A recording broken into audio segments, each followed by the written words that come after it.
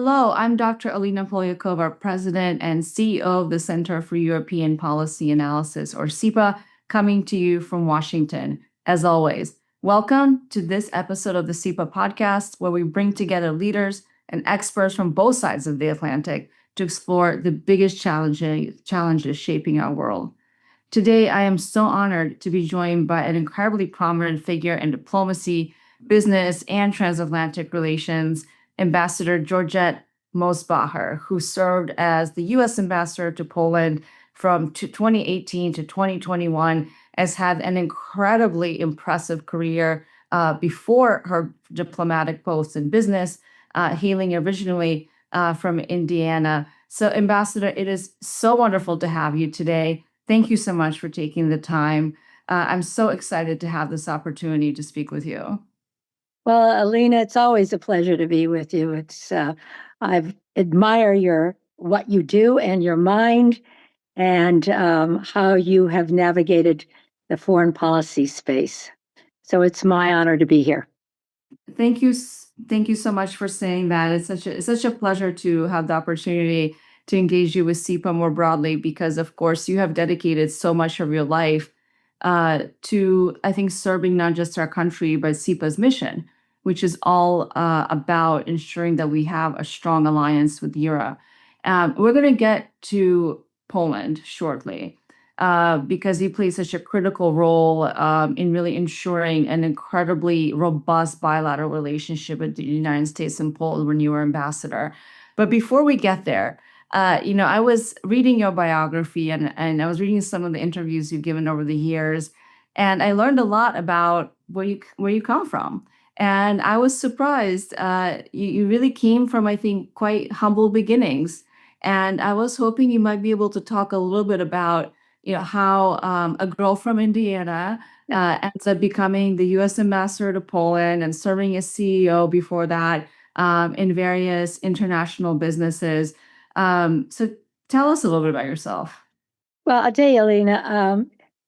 Normally, it's uncomfortable talking about yourself, but anytime I have an excuse to talk about my mother, I'll take it. I grew up in a one-parent family. My mother was 27 when she was widowed. My father was killed in an automobile accident. I was the oldest of four, and I was seven. So we were 1 year apart. And my mother was an amazing force. We didn't have much, but we never went hungry or anything like that. But my mother believed in a very positive attitude, and she believed in teaching us to dream big, and she felt that education was important. As a result, I put myself through college. I worked 3 jobs to get myself through Indiana University. But it was the example of my mother and that positive attitude, and that attitude that, dream big, and don't be afraid. Just go for it. Sure, you're gonna stumble, you're gonna fail, but that old saying, pick yourself up and kind of dust yourself off, and that's what I had, that true grit that I got from my mom, and I was very, very fortunate in that. My life has been that of just being ambitious, but working hard. I was taught that there was dignity in any work. It didn't matter what work you did. Didn't matter if you cleaned floors, and believe me, I've done it all. But there was dignity in work. And the important thing was, whatever you did, be the best at it. Excel. And make sure you did the best job. And that has served me well, because my mom taught us it's not enough to try hard, but you've got to get results.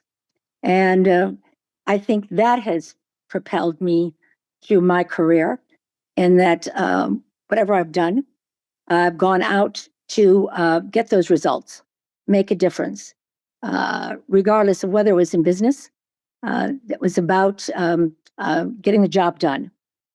And that also brought me through my my career as a diplomat, and I think it was really the cornerstone of my success throughout my life. Is got to be willing to work hard, do your homework, not be afraid of taking risks, calculated risks, but taking risks.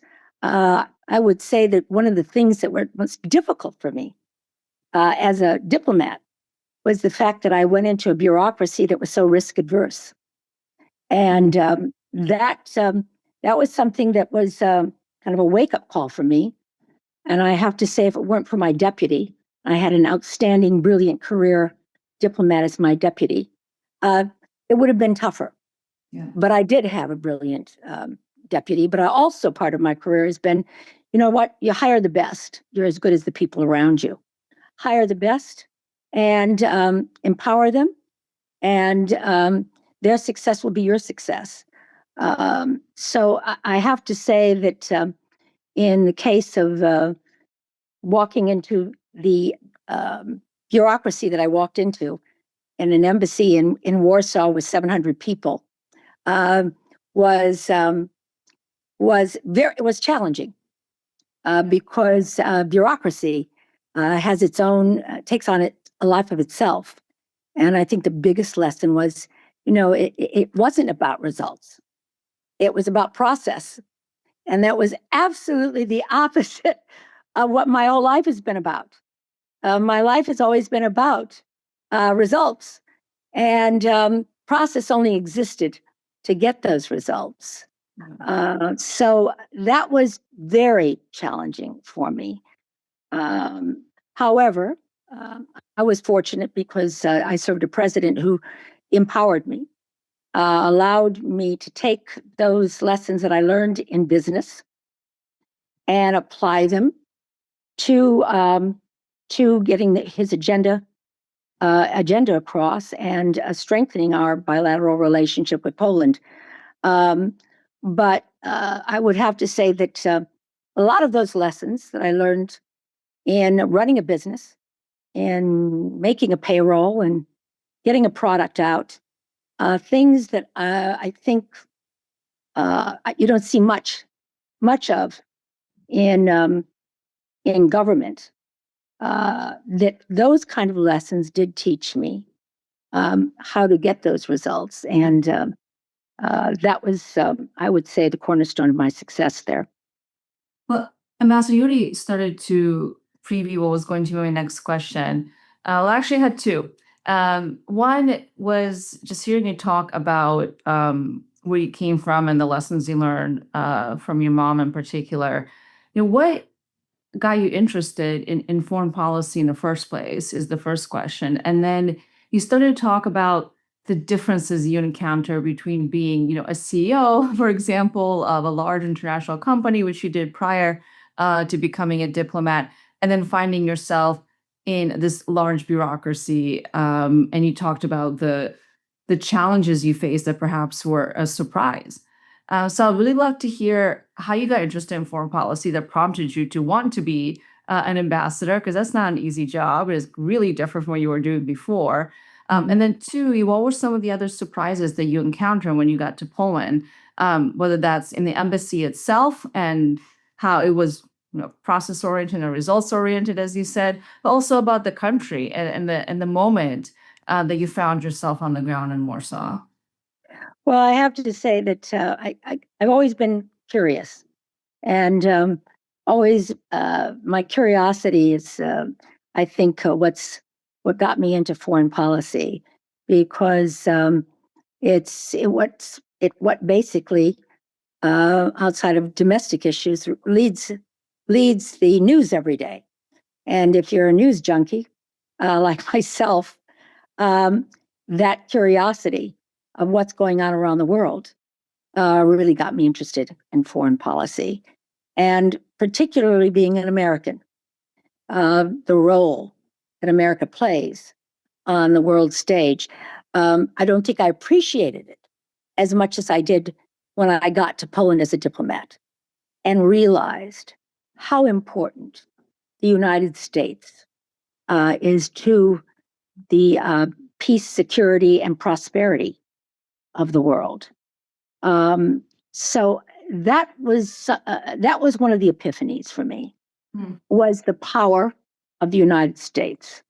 Going to Poland, to all of a sudden to understand that the power that was given to me as a result of, one, being an American, and two, serving the President of the United States, clearly the most powerful person on earth, was rather daunting. And realizing that and then managing it, understanding, because it's so easy to become, and I think it's a mistake we make to some degree in our diplomacy, is thinking we can dictate or that we're always right. Understanding the country you're in. I had done a lot of homework on Poland, read a lot, and I grew up in a neighborhood just south of Chicago. So while I wasn't Polish myself, I grew up going to Polish weddings and Polish birthday parties and eating Polish food. So I did have kind of an understanding there. I would go to school every day, and I would walk past a park that was called Katuszko Park. Now, I didn't call it Katuszko. As a child, we called it Kostiesko because we would pronounce it phonetically. I had to get to Poland to actually know the name of the park that I walked by every single day as growing up.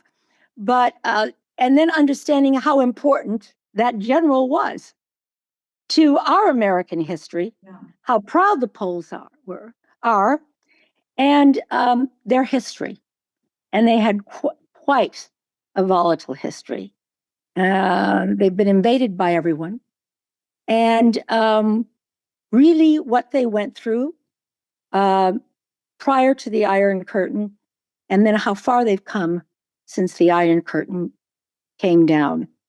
I think understanding that helped me a lot, because oftentimes I think we look at foreign policy through a very narrow lens as Americans, and not understanding the other country's point of view. And that served me, really doing that homework on history of Poland served me well in understanding the Poles. It's a Catholic country, 90% Catholic country. We have a tendency to push some of our, I'm not sure this is the right word, but some of our woke values then, that we don't understand how long it took us as a country to come to some of these positions, and to just go in and impose that on another country who's only been 30 years time that the Iron Curtain has come down. We need to understand it just doesn't quite work that way. And I think that's where we can sometimes be misunderstood. And as Americans, we can be considered arrogant. And sometimes we trip up, we really trip over ourselves. So I do think it's important to know that history, whatever country you go to. And I know it served me well. I would say that one thing I learned quickly was that your deputy or your chief of staff, everything begins with and ends with your chief of staff. They know they understand the bureaucracy. That bureaucracy is deep. And if you don't understand it, or if you don't know where those hiding places are, etc., it can trip you up, and it can waste a lot of your time, and it can cause you to make mistakes. So I was very fortunate to have a gifted deputy who helped guide me through that. But at the end, yeah. So let me just chime in here, because, if we go back to 2018, which is when you arrive in Warsaw, you have a remit from the president, and you probably have a set of priorities, things you want to get done, results you want to deliver. Yes. So what were those priorities when you got there, and how did they change? Because I think what you're saying is that often what happens with U.S. Diplomacy is that we don't take enough time to understand the perspectives of the countries with which we are engaging. So, were there things that happened during your tenure in Poland that changed how you pursued those priorities? Just talk a little bit about what did you want to get done when you got the paperwork, you got confirmed by the U.S. Senate, you're in Warsaw. What do you know you want to get done during your time there? And then how does that change over time? Well, I tell you, Alina, I served a president who was very clear on the objectives. That helps when you know what you're supposed to do.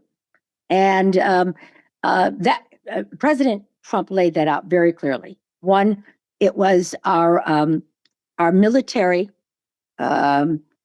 partnership with Poland. Understood very clearly that it was the eastern flank of NATO. Understood that it was the gateway for China into Western Europe.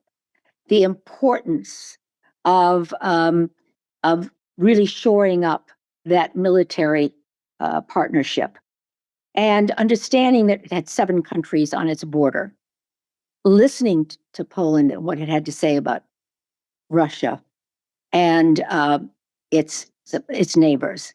But clearly, that was one thing. 2, energy security was the second one, I would say.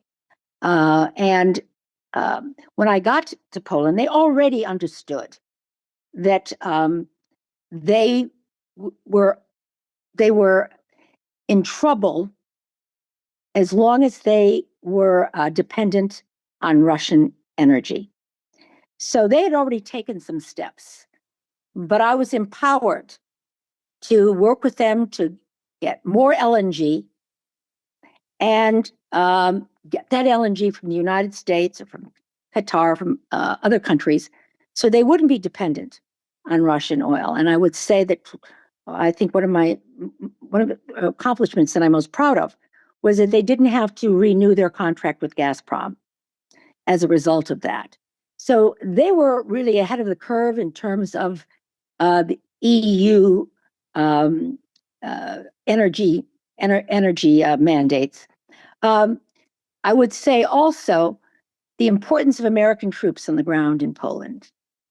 That was important to the Poles because it was a message that they had an ally in the United States, and no one should fool with them. That's what American troops on the ground means. So they were keen on that. They were keen on investing in their own security, something that President Trump was very keen on.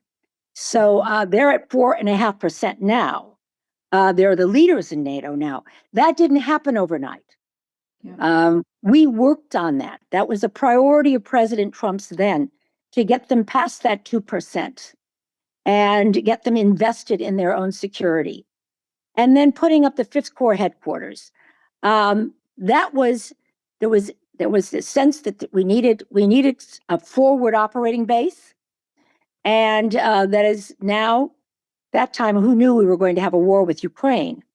But that forward operating base is now responsible for a lot of the command and control of the war in Ukraine. So these were things that President Trump understood. And so I was given a very clear mandate to do those things.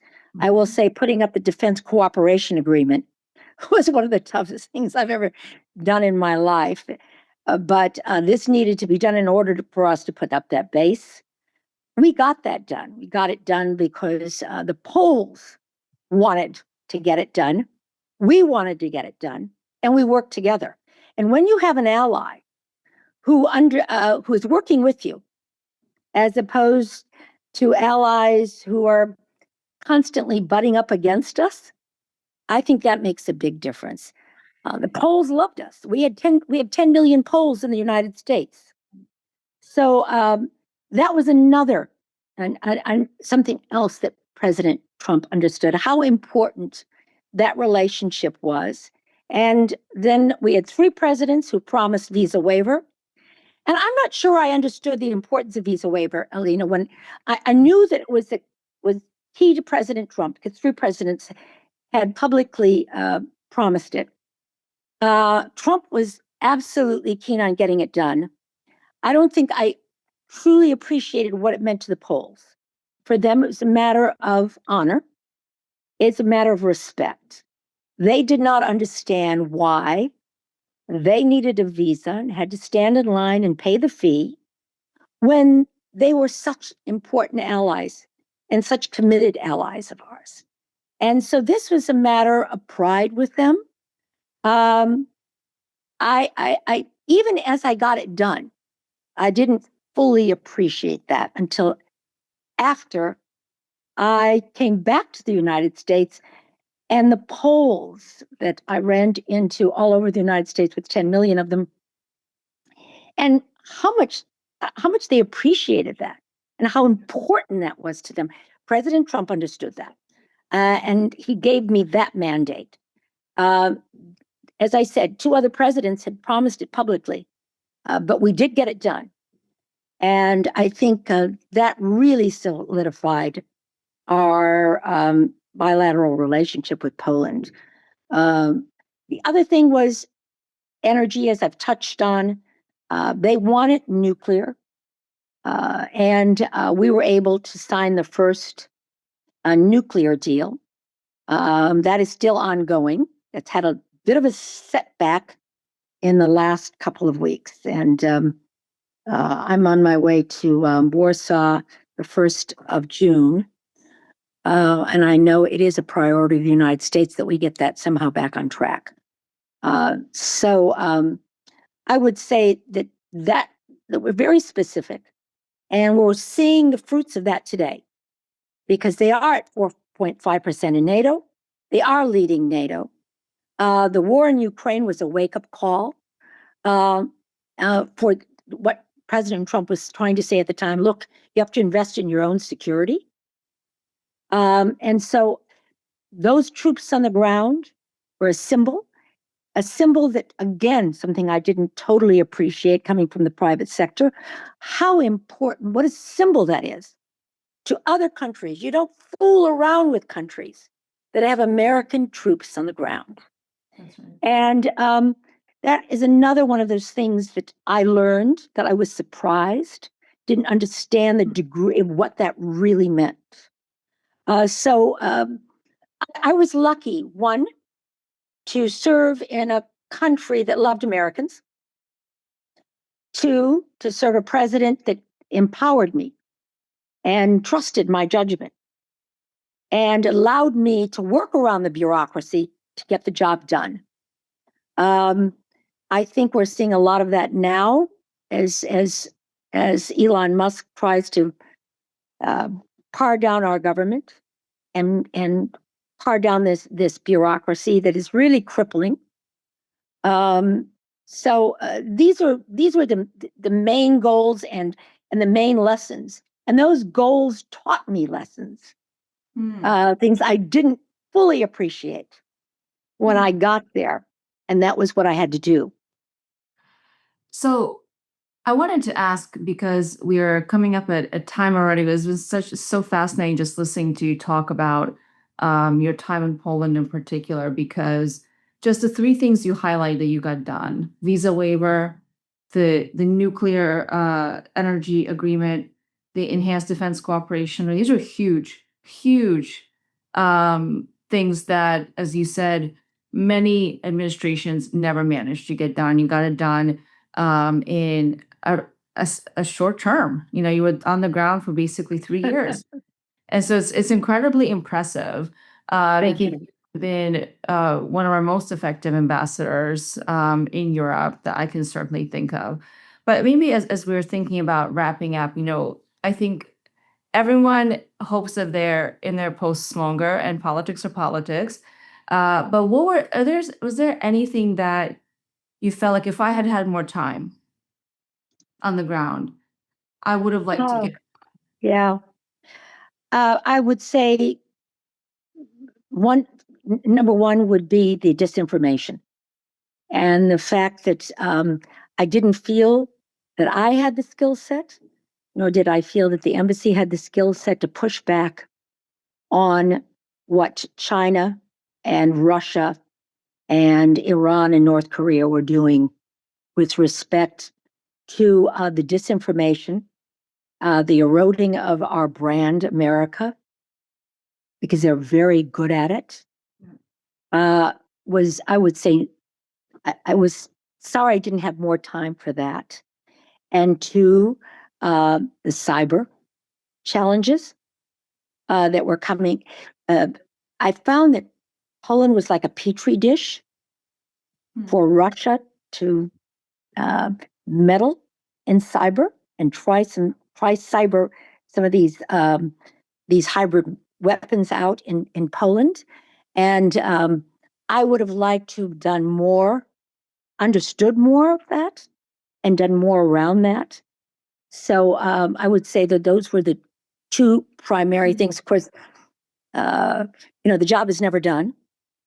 And always have to remember that, it's easy for people to undo the best of efforts. So it's important that we keep that momentum going.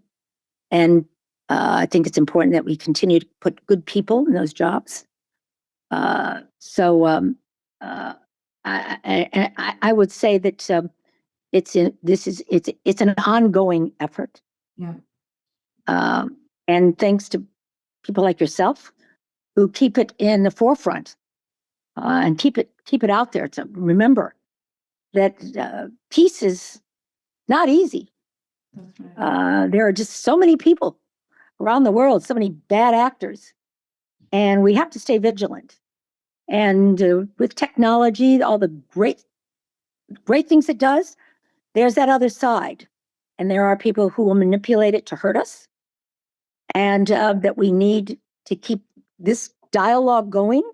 And more than that, we need to affect results where they need to be in order to stay safe and prosperous. Exactly. Well, Ambassador Mosbacher has been an incredibly fascinating conversation. I feel like we could keep going for many more hours because I have so many more questions for you about the current moment, about China, about obviously Russia's invasion of Ukraine, and important role that Poland serves in protecting NATO and protecting us in the United States and the rest of Europe. So much more we could talk about, but we may have to do a part two for that. It has been so fascinating to learn from you. I think you are such an inspiration for so many people, so many women in particular, who find themselves maybe younger in their careers and look up to women like you who have, s- been that executive in the private sector, served at the highest levels of government, and just continue to be so dedicated to the principles and the values that I think all of us in the United States and Europe hold so dear to our hearts. Alina, look, it's being on this podcast with you, someone I admire greatly. And I mentioned your mind. I learned so much from you, what you do. And this is an honor for me to be on here with a woman who is also very, very involved and makes a difference. So thank you for asking me to be on your podcast. Well, it was my pleasure, and thank you so much for your time, Georgette, Ambassador Mosbacher. So grateful and hope to have you back again soon. Thank you, Alina. God bless. Thank you. Well, that's it for this episode of the CEPA Podcast. We hope today's conversation gave you valuable insights, and I was so grateful to be joined by Ambassador Georgette Mosbacher. Thank you so much, Ambassador. What a fascinating life story and conversation. If you enjoyed this discussion, please be sure to subscribe so you never miss an episode. You can find us on Apple Podcasts, Spotify, or wherever else you get your podcasts. And to dive even deeper into the issues shaping transatlantic policy and geopolitics, visit our website, cepa.org, that's cepa.org. And you can, of course, find us across all the social media for all the latest updates, thought leadership, and exclusive content. Thank you so much for listening, and until next time.